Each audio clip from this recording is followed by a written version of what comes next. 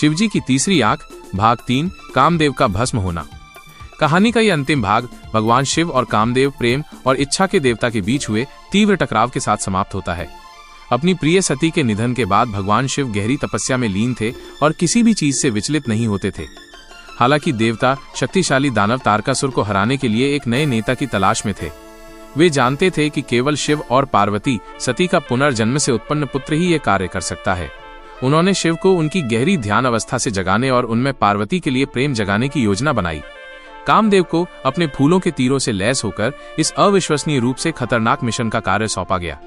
अपनी पत्नी रति की चेतावनियों के बावजूद कामदेव कैलाश पर्वत के पास पहुंचे, जहां शिव ध्यान कर रहे थे। उन्होंने सही समय चुना जब पार्वती शिव की सेवा कर रही थी हमला करने के लिए। जैसे ही कामदेव ने अपना मोह बाण छोड़ा, वो शिव के हृदय में लगा, जिससे कुछ क्षणों के लिए व्याकुलता और भावना का एक हल्का सा हलचल पैदा हुई। शिव इस अचानक व्यवधान और अकथनीय भावना से परेशान होकर अपनी आंखें खोली। उनकी नजर कामदेव पर पड़ी जो पास में छिपे हुए थे। कामदेव के अपनी तपस्या को भंग करने के दुस्साहस से क्रोधित होकर और इसके पीछे के इरादे को समझते हुए शिव का क्रोध चरम पर पहुंच गया। इसी क्षण भगवान शिव ने अपनी भयानक तीसरी आंख खोली। इस आंख से आग की एक शक्तिशाली झुलसाने वाली किरण निकली। इस दिव्य लौ की तीव्रता इतनी अधिक थी कि कामदेव तुरंत भस्म होकर राख हो गए। उनका भौतिक स्वरूप पूरी तरह से नष्ट हो गया। उपस्थित देवी देवता कामदेव के भाग्य से भयभीत और गहरे दुखी थे। रति असहनीय पीड़ा में शिव से अपने पति को वापस लाने की प्रार्थना की। उनकी भक्ति पर दया करते हुए और सृष्टि में कामदेव की आवश्यक भूमिका को समझते हुए शिव ने अंततः उन्हें एक वरदान दिया।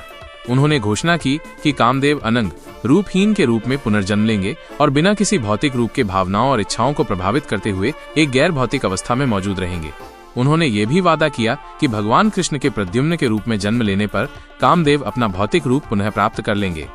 इस घटना ने शिव की तीसरी आंख की शक्ति और महत्व को मजबूत किया। ये केवल एक भौतिक विशेषता नहीं, बल्कि उनके परम ज्ञान, अज्ञानता और इच्छा के खिलाफ विनाशकारी शक्ति और सामान्य से परे देखने की उनकी क्षमता का प्रतीक है।